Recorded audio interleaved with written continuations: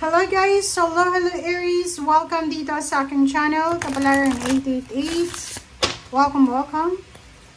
Alamin natin kung anong messages, vibration, gabay energy para sa lahat ng Aries. Oh, sorry. This is general money, career, financial reading para sa lahat ng Aries. Okay, tingnan natin. Aries. Comment down below if you resonated. Ikaw ba ay nandito sa anxiety card? Or pwedeng past ito? Sinasabi ng baraha sa'yo, it's either past or present situation. Itong anxiety na to.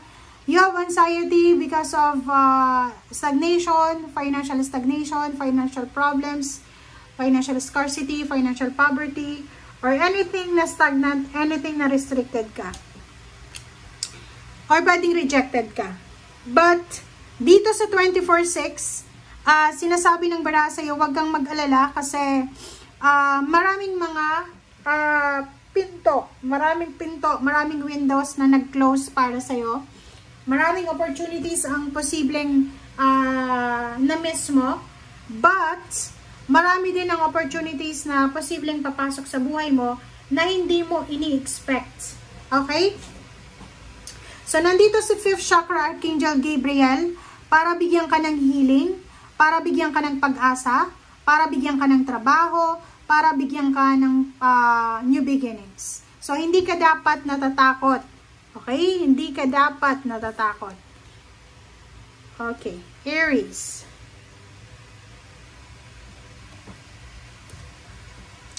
Okay, tingnan natin. Ano pa ba ang message na para sa mga Aries?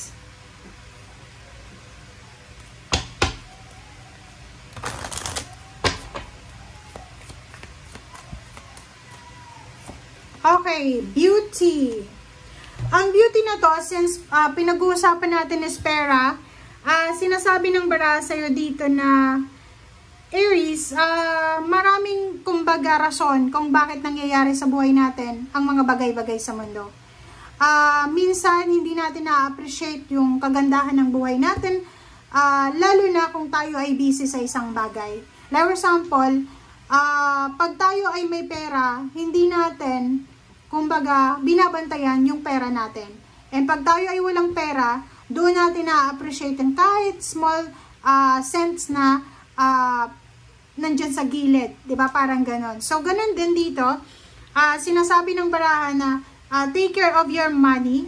Okay? Take care of your resources. Be wise sa pag-spend ng money as much as possible.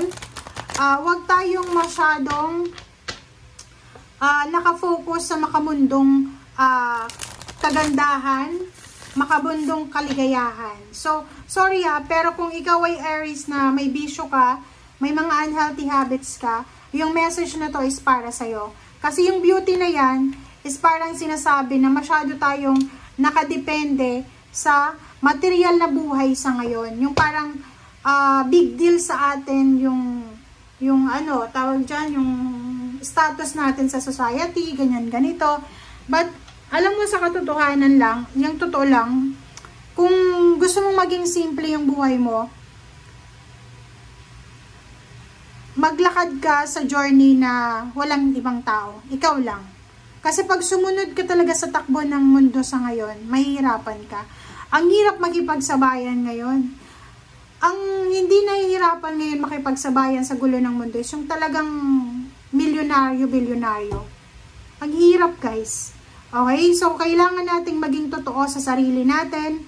Tanggapin natin kung anong meron tayo. Live within our means, diba? So, kung ano lang yung kinikita natin, doon lang tayo sa level na yon. Sa panahon ngayon, napakahirap mag-wish and mag-set ng napakataas na goals. Kasi sa ngayon, ang hirap ng buhay. Simpleng pagkain, mahirap hanapin. Diba? So, recognition and reward, spiritual union. So, sinasabi ng baraha sa'yo dito na yung spiritual natin is connected to sa money, ha. Pag halimbawa na nakaranas tayo ng success, financial breakthrough, minsan nakakalimot tayo sa Panginoon, sa universe na magpasalamat. and hindi natin alam na kung ano yung meron tayo, we should be grateful sa ating universe, sa ating Panginoon. And dito sinasabi ng Barasa yun na napaka-importante na ngayong buwan ng Mayo, simulan mong ilagay sa center mo ang ating Panginoon. 'Di ba? Kasi pag, normal yan pag may mga tao na nakaranas ng problema, tsaka pa lang sila lumalapit sa Panginoon. Pero once na bumalik ulit yung pera, bumalik ulit yung kasikatan, bumalik ulit yung trabaho, yung negosyo, babalik ulit sa parang walang pakialam sa Panginoon. So, sinasabi ng Barasa yun na kailangan balance. Dapat may time tayo sa Panginoon, may time tayo sa trabaho, may time tayo sa relationship. Number 3, recognition and awards, rewards. Posibleng merong Aries dito na yung anak mo gagraduate na, this May, college, or sa university, or posibleng ikaw ay pauwi na ng Pilipinas kung OFW ka, or posibleng ikaw ay makakatanggap ng recognition, promotion, salary increase, higher position, or posibleng kung kandidata ka, mananalo ka sa loto.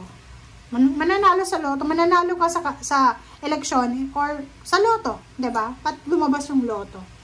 Okay. Ano ba 'yan? Nagulo na yung loto tsaka eleksyon. Okay, Aries.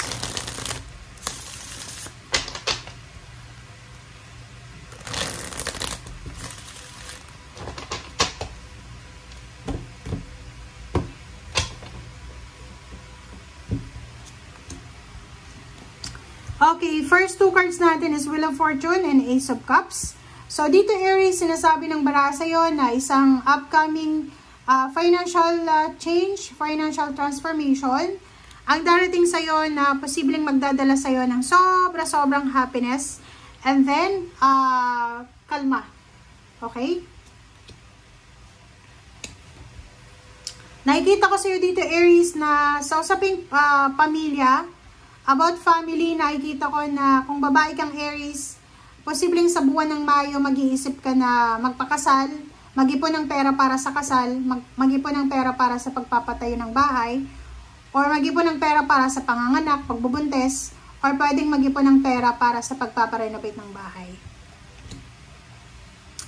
Nakikita ko rin sa iyo dito, Aries, na medyo makakaramdam ka ng pagod ngayong buwan ng Mayo, kasi pwedeng busy ka sa pag-iipon, busy ka sa trabaho, busy ka sa kung ano man to na pagbabago na ibibigay sa iyo ng universe. Isang direksyon, isang contract ang posibleng pipirmahan mo, contract signing, visa, or any documents na posibleng magdadala sa iyo ng Wheel of Fortune. So, sinasabi ng Barasa sa iyo na ano man itong good karma, Aries, na darating sa'yo, deserve mo to. Ano man itong direction, itong positive direction na darating sa'yo, eto na talaga yung naka-destiny para sa'yo.